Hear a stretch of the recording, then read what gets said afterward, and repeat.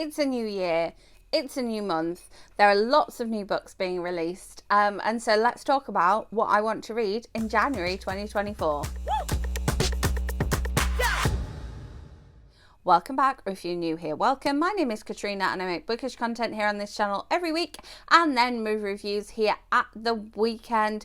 In the description box below you will find linked all of the books that I'm going to talk about, as well as my blog and my Goodreads, so you can keep up with my reading in between times. Okay, so January TBR, we're going to talk about some December holdovers, so things that I didn't manage to get to in the month of December that I've put on my January TBR.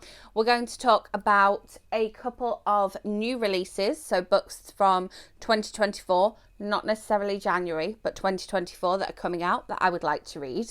Then last year I really enjoyed sort of trying, like low-key trying to include a non-fiction book each month. So I'm going to put a non-fiction book in here.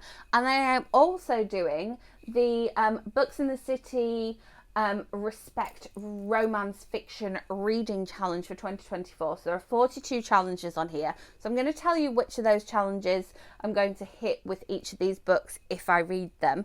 And I will leave a link to the post on the Books in the City website that's all about that reading challenge. So December holdovers, I have two of them. The first one is an unread book that's already on my shelf from the romance challenge. This isn't a romance book, but I'm still ticking off a challenge with it. And it's also been adapted for stage or screen because there was a stage musical of this one.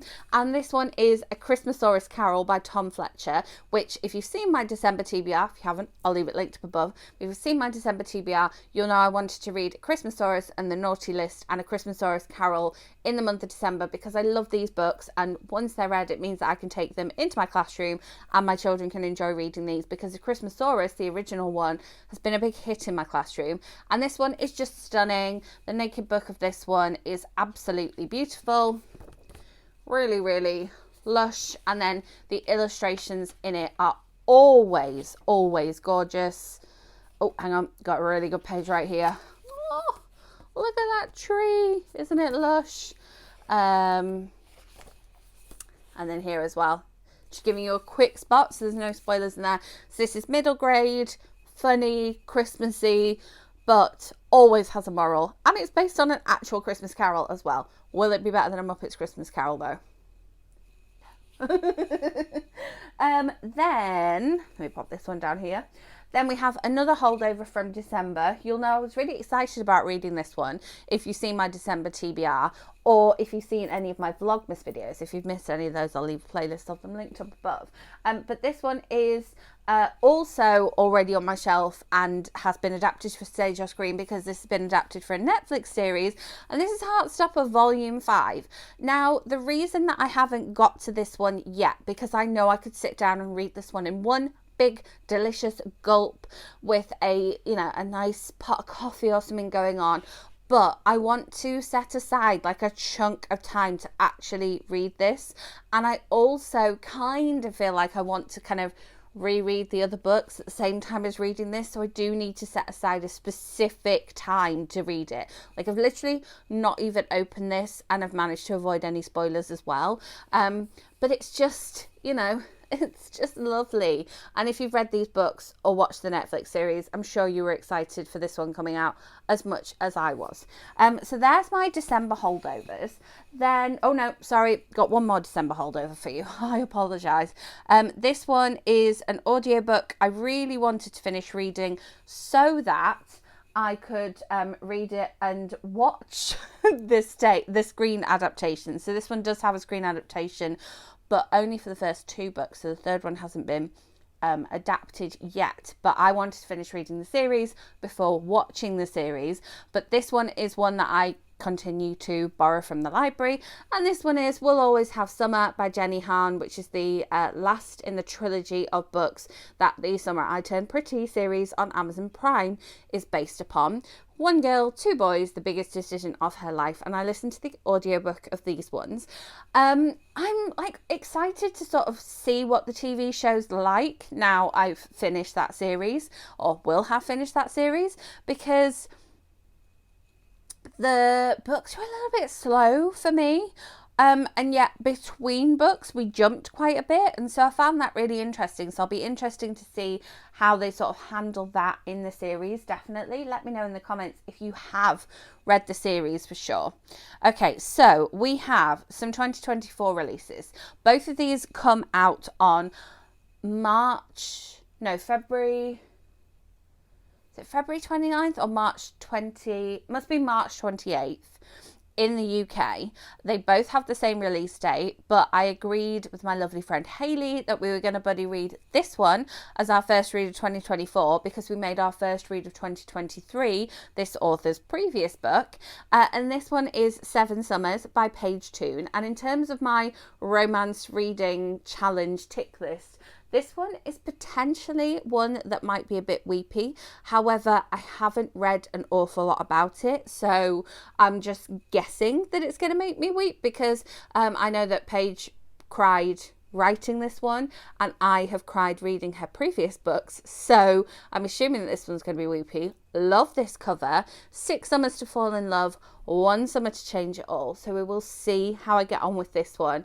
I love a Paige tune. She writes adult rom-coms and they're just wonderful. I did a whole sort of Paige tune reading challenge here on the channel where I basically attempted to read all of her books, and I did live shows to talk about them with Hayley and invited you all to read along. So I will leave that playlist either linked up here or in the end screen depending where we're up to.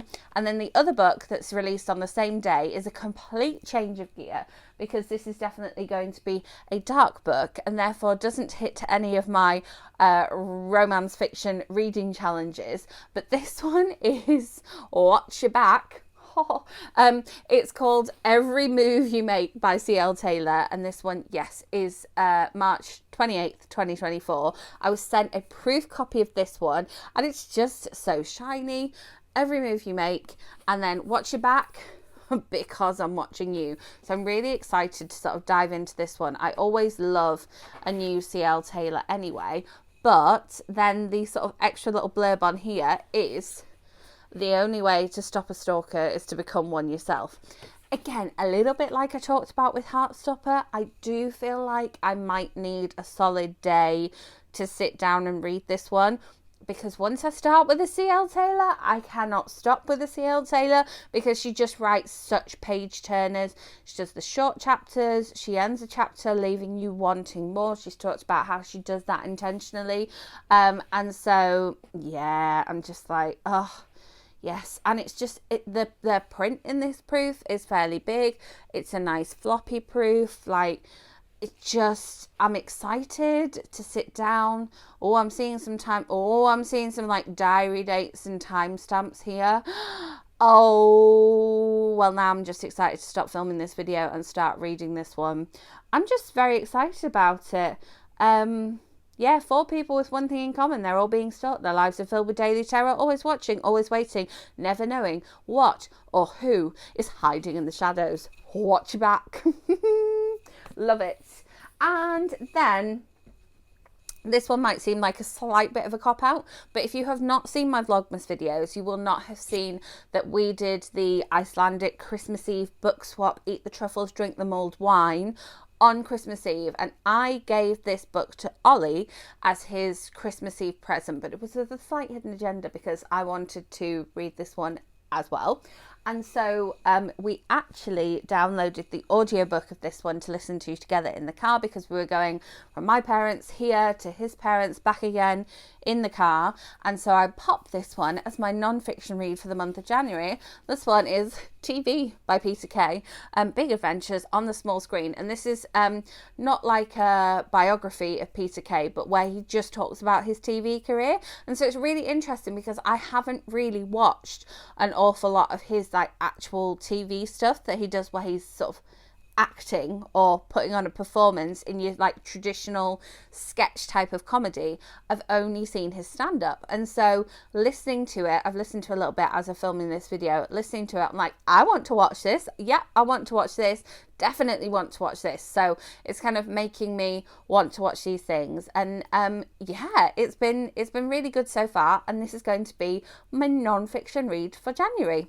So there you have it. We have a few December holdovers, some new releases, and then my non-fiction read that I'm going to schedule in. As I say, I'm going to try having a non-fiction book actually on the TBR each month, so I'm a little bit more intentional about it, because it's just happened that it's kind of come up in 2023 that I've read at least one non-fiction book a month, and it just makes me happier. So why not? I do like reading some non-fiction, especially on audiobook, I have to say.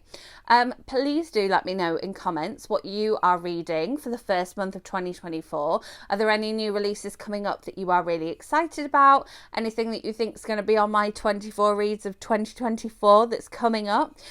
Speaking of which, make sure you are subscribed and hit that notification bell so you don't miss out on my 24 reads I want to read in 2024 video, as well as some of my top 10 things I read in 2023 and some other things that are coming up that I want to read in 2024. But yes, with that being said, I will see you very soon with my next video. Thank you for watching. Woo!